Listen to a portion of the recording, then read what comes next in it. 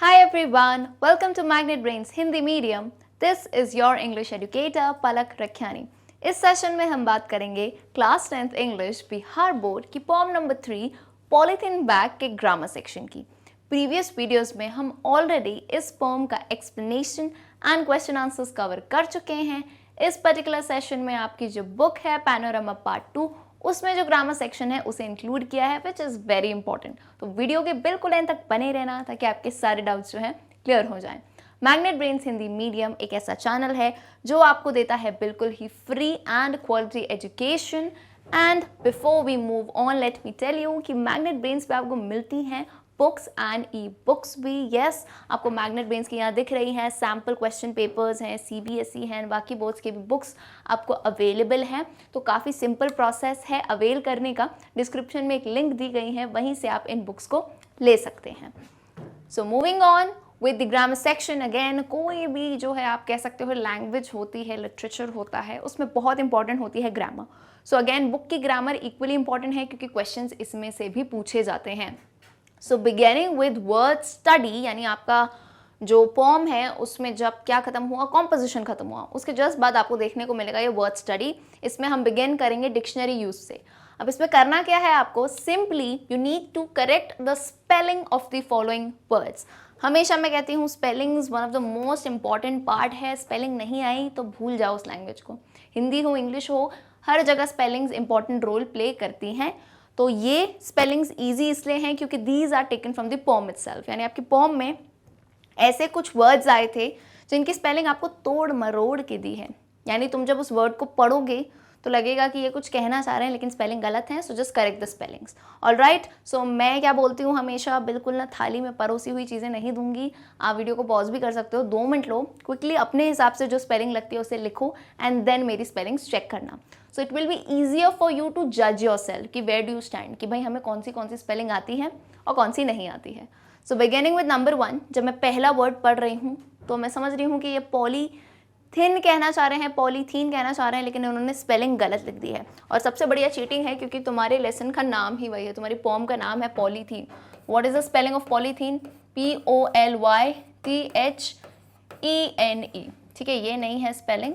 एक ई खा गए ये लोग और एक वाई गलत लिखा है. So polythene is POLYTHENE.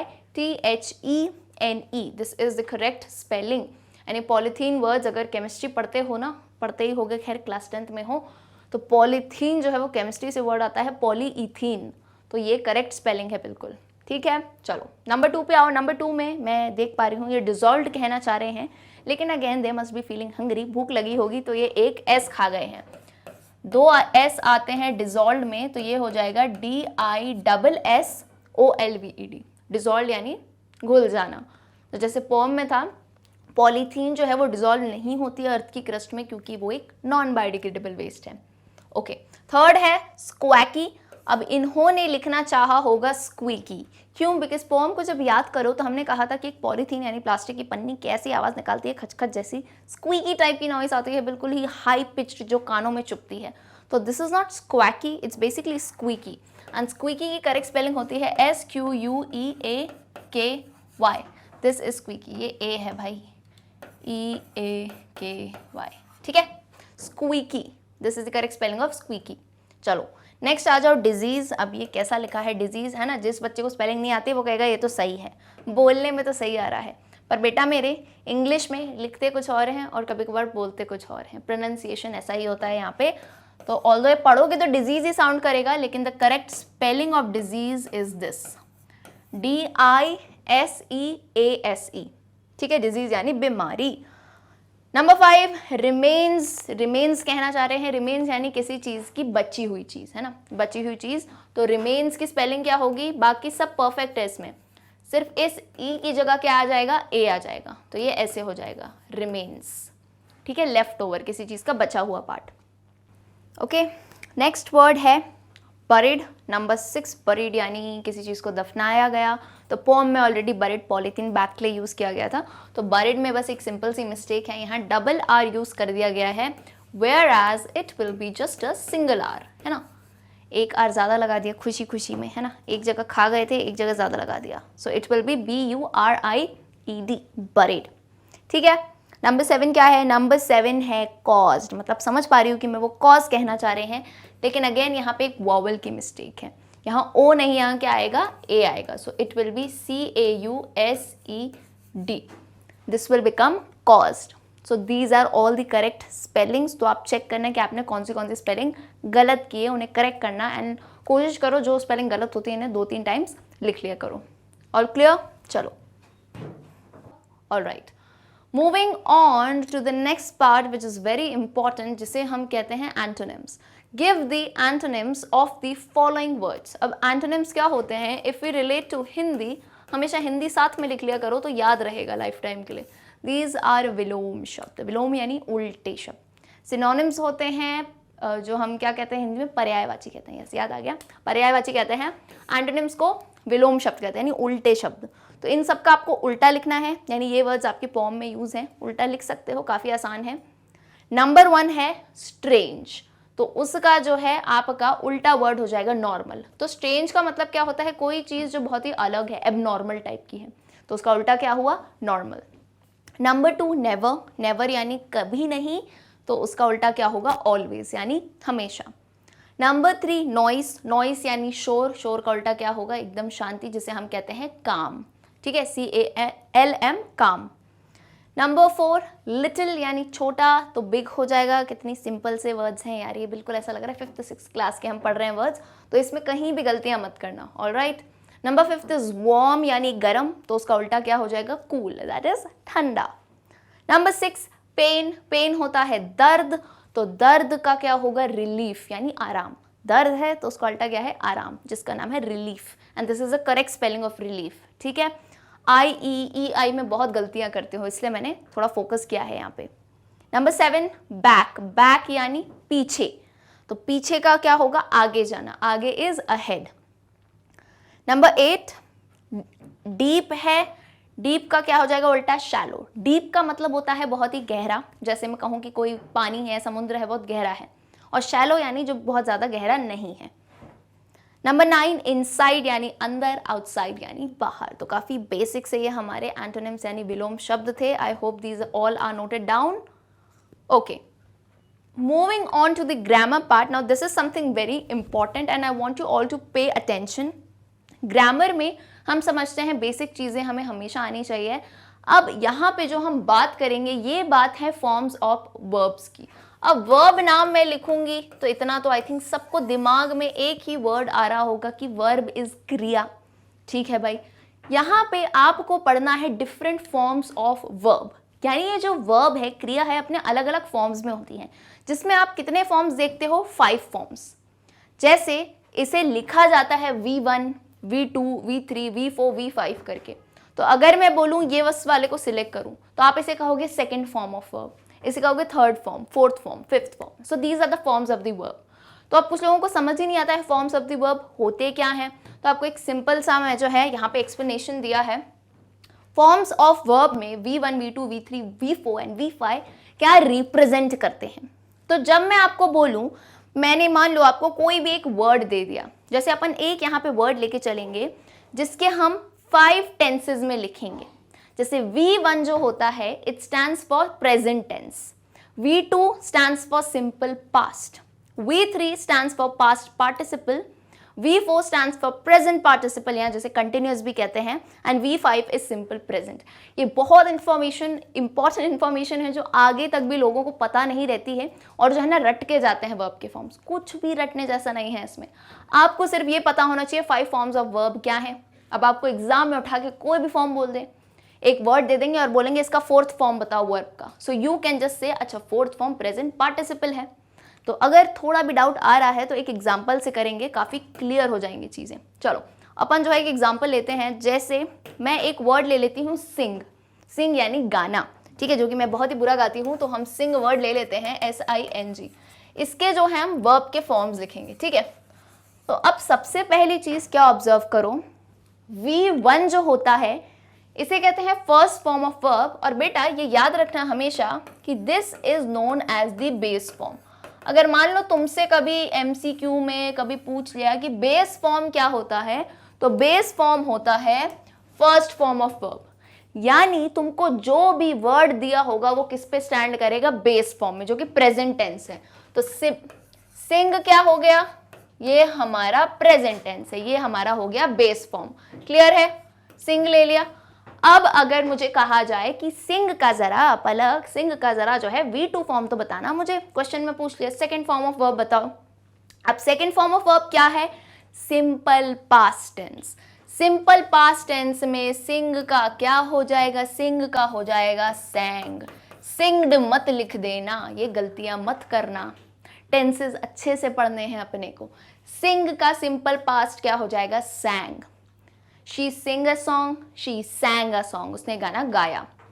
अब अगर मैंने बोला थर्ड फॉर्म ऑफ वर्ब बताओ, यानी सिंग का जो है पास्ट पार्टिसिपल बताओ, तो ये हो जाएगा संग, SUNG। वो हिंदी वाला संग नहीं है ना, दिस इज संग, यानी पास्ट पार्टिसिपल सिंग का, SUNG संग। क्लियर है। अब अगर बोला जाए कि इसी सिंग का जो है तुम प्रेजेंट पार्टिसिपल बताओ, यानी फोर्थ फॉर्म ऑफ वर्ब, तुम्हें ये नहीं बोलेंगे, तुमको सिर्फ इस फॉर्म ऑफ वर्ब बताएंगे। ये जो मैंने डिटेल दी है इसको अच्छे से याद रखना, तुमको ये चीज तो याद करनी ही पड़ेगी कि कौन सा फॉर्म ऑफ वर्ब कौन सा टेंस को स्टैंड करता है, कौन से टेंस को रिप्रेजेंट करता है। सो आपको क्वेश्चन में यूजुअली कैसे आता है कि सिंग का फोर्थ फॉर्म ऑफ वर्ब बताओ, तो तुम्हें याद करना है कि फोर्थ फॉर्म ऑफ वर्ब क्या है, प्रेजेंट पार्टिसिपल यानी प्रेजेंट कंटिन्यूअस। सिंपल और टेक्निक बता दूं, ING लगा दो। प्रेजेंट पार्टिसिपल में क्या होता है, लास्ट में यानी इस बेस फॉर्म के तुमको क्या लगाना है, ING। तो SING सिंग और ING लगा दो, जो कि बन जाएगा सिंगिंग। बहुत ही सिंपल है। यहां मैं लिख देती हूं ऐसे करके ING, डैश करके ING। इसका मतलब क्या है, सफिक्स तुमको क्या लगाना है, ING। Very simple. और किस में लगाओगे, बेस फॉर्म में। तभी क्लियर कर दिया कि this is known as the base form. इसको मैं यहां लिख देती हूं कि this is the base form. ठीक है, चलो अब लास्ट आ जाओ। लास्ट क्या है, सिंपल प्रेजेंट है। Fifth form of verb stands for simple present. अब सिंपल प्रेजेंट में करना क्या है, बहुत ज्यादा दिमाग मत दौड़ाओ। इसमें तुमको जो है लास्ट में कैसा लगा देना है, या तो S पुट करना होगा, या ES या IES। वो रूल्स के हिसाब से डिपेंड करेगा, है ना। S लगाना है एंड में, ES या फिर IES। तो फॉर इंस्टेंस यहाँ पे हमारा बेस फॉर्म क्या है, सिंग है। तो हमें पता है, हमें जब सिंग को सिंपल प्रेजेंट में बनाना है तो हम सिर्फ लास्ट में क्या लगा देंगे, एक S। सिंग में ES IES नहीं लगता है, सिंपल S लग जाएगा, जिससे ये बन जाएगा sings, like she sings a song. तो ये हो गया आपका सिंपल सा एग्जाम्पल, जो कि हमने देख लिया 5 फॉर्म्स ऑफ वर्ब्स में। मैं थोड़ा साइड होंगी, इसका स्क्रीनशॉट जरूर ले लेना, बहुत इंपॉर्टेंट है। और अपन को क्या याद रखना है, कौन सा वर्ब जो है कौन से टेंस पे स्टैंड करता है। तो इसी से रिलेटेड हम आगे एक्टिविटी करेंगे। ठीक है, चलो अब इस एक्टिविटी को देखो। कुछ नहीं करना है, इसमें बहुत सिंपल काम है। आपको V1 V2 V3 V4 V5 तक दे दिया है, आपको कुछ यहाँ पे वर्ड्स दिए हैं, है ना। वर्ड्स किस में दिए हैं, अगेन V1 में। V1 रिकॉल करो बेटा, क्या होता है, V1 होता है बेस फॉर्म। तो ये बेस फॉर्म में वर्ड्स दिए हैं, तुम्हें चेंज करने हैं, तो अब बिल्कुल याद करो। V2 क्या है, डिजॉल्व का क्या हो जाएगा, V2 में डिजॉल्व, V3 में डिजॉल्व ही रहेगा। क्यों, क्योंकि ये है हमारा पास्ट पार्टिसिपल, ये सिंपल पास्ट है, ये पास्ट पार्टिसिपल, तो दोनों सेम ही रहेगा डिजॉल्व का। फिर फोर्थ वर्ब इज ING, क्योंकि आपको लास्ट में क्या लगाना है, ING, प्रेजेंट पार्टिसिपल है जो कि। And last but not the least, यहां देखो हमने क्या लगा दिया है, सिंपली S लगा दिया है, जिससे बन गया डिजॉल्व्स। ऑलराइट, क्लियर है। चलो नेक्स्ट आओ, टच पे। Touch is the base form, V2 होगा टच्ड, V3 भी होगा टच्ड। यूजुअली एक चीज याद रखना, ज्यादातर वर्ड्स में जो है V2 V3 यानी सिंपल पास्ट और पास्ट पार्टिसिपल सेम ही रहता है ज्यादातर में। जहां अलग होगा उनको याद रखना, ठीक है। तो टच का टच्ड और टच्ड रहेगा, ING लगा दो, बेस फॉर्म में टचिंग हो गया। और यहाँ पे लास्ट में देखो आपको क्या लगाना है, सिंपल प्रेजेंट में ES। आप ऐसा नहीं लिखोगे TUCHS, दिस इज इनकरेक्ट। आपको क्या करना पड़ेगा, टच के आगे लगाना पड़ेगा ES, तभी इन 3 वर्ड्स को मैंने यहां लिख दिया है। Okay, moving on to make. Make यानी बनाना, तो ये हो जाएगा मेड, ये भी हो जाएगा मेड। V4 हो जाएगा making and V5 will be makes, यानी आपको सिर्फ यहाँ पे S इंसर्ट करना है। Fourth word is burn. Burn यानी जलना, ये फर्स्ट फॉर्म ऑफ वर्ब है। पास्ट टेंस क्या हो जाएगा, सिंपल पास्ट हो जाएगा बर्न्ट, पास्ट पार्टिसिपल हो गया बर्न्ट, ये भी सेम है, देखो कोई डिफरेंस नहीं है, बहुत आसान है। कुछ ही ऐसे वर्ड्स हैं जिसमें डिफरेंस है, तभी मैंने सिंग का एग्जाम्पल लिया था, ठीक है। चलो बर्न में आ गया बर्निंग, और यहाँ पे आपको सिर्फ एस लगाना है। Is this clear, this is noted. आगे आते हैं, आगे कुछ और भी दिए हैं वर्ड्स, ताकि प्रैक्टिस करो, do a lot of practice. मैं हमेशा कहती हूँ इंग्लिश को थोड़ा मैथ्स की तरह समझो, ठीक है, लिटरेचर वगैरह में क्वेश्चन आंसर याद करो, बट ग्रामर को जो है सॉल्व किया करो।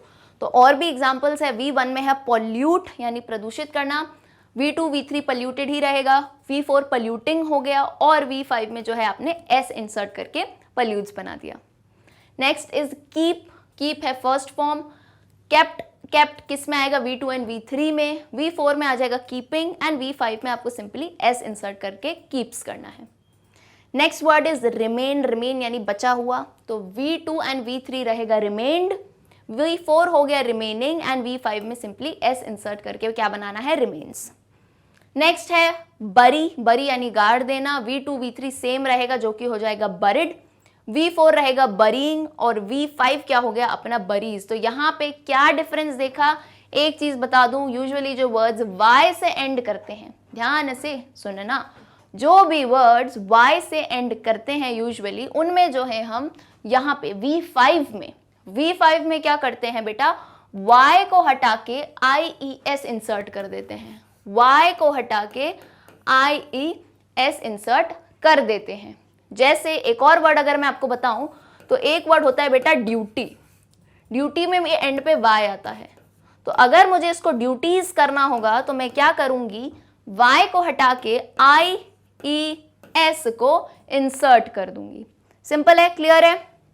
चलो आगे क्या है, नेक्स्ट वर्ड कम, कम यानी आना, तो केम, केम हो जाएगा V2 V3, V4 simply ING insert करके कमिंग कर दिया, एंड V5 में जो है सिंपली S इंसर्ट करके कम्स कर दिया। Next word is cause, V2 V3 caused हो गया, V4 is causing, and V5 में हमने क्या सिर्फ S इंसर्ट किया है कॉजेज बनाने के लिए।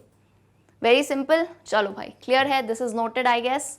All right, moving on to the next part, जिसमें हमें क्या करना है, आपको जो है पोम को थोड़े अच्छे से पढ़ना है। What you need to do, go through the poem minutely and fill in the blanks given below, यानी 2 मिनट में आपको जो है पोम के पास जाओ, यानी पोम को खोल लो और जल्दी से देखो कि ये फिलअप्स यानी ये कुछ लाइंस दी गई हैं जिसमें एक एक वर्ड हटा दिया है, तो आपको इस वर्ड को जो है पुट अप करना है।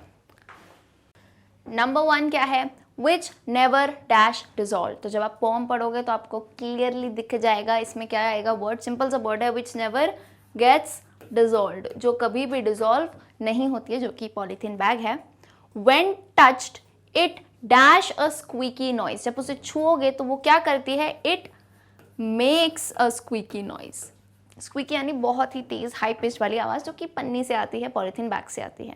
थर्ड क्या है, only the pen caused by the dash, तो आई थिंक ये हमारे लास्ट स्टैंजा में आता है कहीं, ओनली द पेन यानी जो दर्द किससे कॉज होता है, बाय द हर्ट। हमें पता है यहाँ हर्ट एक मेटाफर है जो कि किसके लिए यूज किया गया है, पॉलीथीन बैग के लिए। तो आपकी पोम में से ही लाइंस हैं, पोम को अच्छे से पढ़ना, and I hope this is done. Okay, moving on to the next part which is very important. अब यहाँ पे आपको कुछ फ्रेजेस दिए गए हैं, इन फ्रेजेस को आपको इसका लेसन से या आपकी पोम से कोई भी रिलेशन नहीं है, इसमें जो है आपको प्रॉपरली सेंटेंस को पढ़ना है एंड उस सेंटेंस से सूटेबल जो भी फ्रेजेस आपको लगते हैं उसमें पुट अप करने हैं। So first quickly do this activity on your own and then check the answers. So fill in the following sentences with the following phrases given below. तो आपको कितने, आई थिंक 7 सेंटेंसेस हैं, तो 7 phrases दिए हैं। As a dove, as a lion, as coal, a lion, the ship, walking shadow and a dag. तो ये 7 phrases हैं। अच्छे से सेंटेंस को पढ़ो, हमेशा सेंटेंस को 2 बार पढ़ा करो, मीनिंग समझा करो, एंड देन उसका जो है फ्रेज प्लेस करना। So number 1, she is as gentle dash, यानी वो किसकी तरह, जेंटल का मतलब होता है कोमल। तो यहाँ पे जो है एक साबुन भी आता है जिसका नाम है डव, तो यहाँ पे आप लिख सकते हो she is as gentle as a dove, है ना। इसका जो है डव जो क्रीचर होता है जो कि बहुत ही सॉफ्ट होता है, एक बर्ड टाइप का होता है, बहुत ही सॉफ्ट, बहुत ही कोमल, तो उससे कंपेयर किया जा रहा है। तो ये क्या है, ये एक सिमिली है, जो कि मैं ऑलरेडी आपको पोम के एक्सप्लेनेशन के टाइम समझा चुकी हूँ। सिमिली एक उपमा अलंकार होता है जिसमें किसी चीज़ को दूसरे से कंपेयर किया जाता है। तो हम किसी लड़की को कंपेयर कर रहे हैं कि she is as gentle as a dove, तो डव हो गया यहाँ पे, ठीक है। चलो भाई, डव का तो क्लियर हो गया, तो जो भी होता जाता है आप चाहो तो उस पर टिक कर लिया करो, है ना, तो क्लियर हो जाएगा। Number 2, he is dash in the fight, लड़ाई के टाइम वो एक डैश है। अब यहाँ पे कंपेयर नहीं करा जा रहा है, यहाँ पे जो एक रूप दे दिया, यानी वी आर यूजिंग मेटाफर और यू कैन से रूपक अलंकार लायन, यानी लड़ते टाइम वो क्या है, वो एक शेर है। So he is a lion in the fight, very simple, alright. Number 3, he is as strong dash. अब फर्क समझो, यहाँ पे जब एज वर्ड आ जाएगा तो उसके बाद यूजुअली जो है हम एज से ही उसको खत्म करते हैं।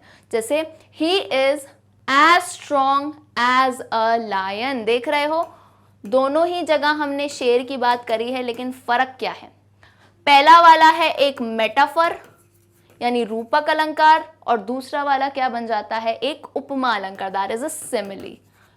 क्या डिफरेंस है, इसमें हमने उसको शेर ही बना दिया कि भाई तू शेर है, लड़ाई के टाइम तू शेर है, एंड दूसरे में क्या कह दिया, वो एक शेर की तरह, यानी कंपेयर किया है इसमें, that is a simile. Alright, ये नोट डाउन कर सकते हो साइड में, मेटाफर और सिमिली है। नंबर 4, तो ये कर दिया मार्क, यस कर दिया। चलो आ जाओ number 4, life is but a dash, जिंदगी और कुछ नहीं, क्या है, गाना मत गाने लगना आगे, है ना, आगे जो है यहाँ पे फिल करना वॉकिंग शैडो, जिंदगी कुछ नहीं, एक चलता हुआ जैसे खुद की ही परछाई है, लाइक अ वॉकिंग शैडो, है ना। चलो वॉकिंग शैडो हो गया, तो वॉकिंग शैडो पे टिक कर देना। नंबर 5 आ जाओ, the camel is dash of the desert. I think हम बहुत बचपन से सुनते आते हैं कि कैमल जो होता है ऊंट, उसे डेजर्ट का, रेगिस्तान का शिप कहा जाता है, क्योंकि वहीं मतलब डेजर्ट में यूजुअली, रेगिस्तान में कैसा होता है, और कोई जो है कन्वेंस नहीं होता है, कैमल्स पे ही सवारी करके जाया जाता है, तो इसलिए जो है कैमल को क्या कहा जाता है, शिप ऑफ द डेजर्ट।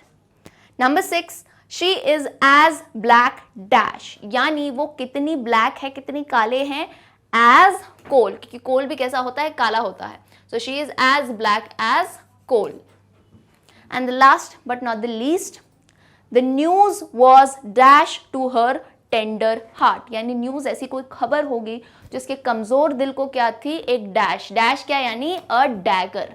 अच्छा डैगर क्या होता है, डैगर आप देखना एक बहुत ही जैसे तीखा नाइफ बोलते हैं ना, तो अगर मान लो तीखा नाइफ एक बहुत ही कोमल चीज पे लग जाए तो कैसे वो चीज पे जो चीरा लग जाता है, so it's like the news was a dagger, जैसे दिल पे जो है ना चाकू मार दिया हो, ऐसी वो न्यूज है, यानी कहने का रेफरेंस है। So these are the correct phrase. आपको क्या रखना है, प्रेजेंस ऑफ माइंड रखना है भाई, कि सेंटेंस क्या कहना चाहता है उसके हिसाब से बिल्कुल करेक्ट फ्रेज पुट ऑन करना है। ओके चलिए, आई होप दिस इज नोटेड।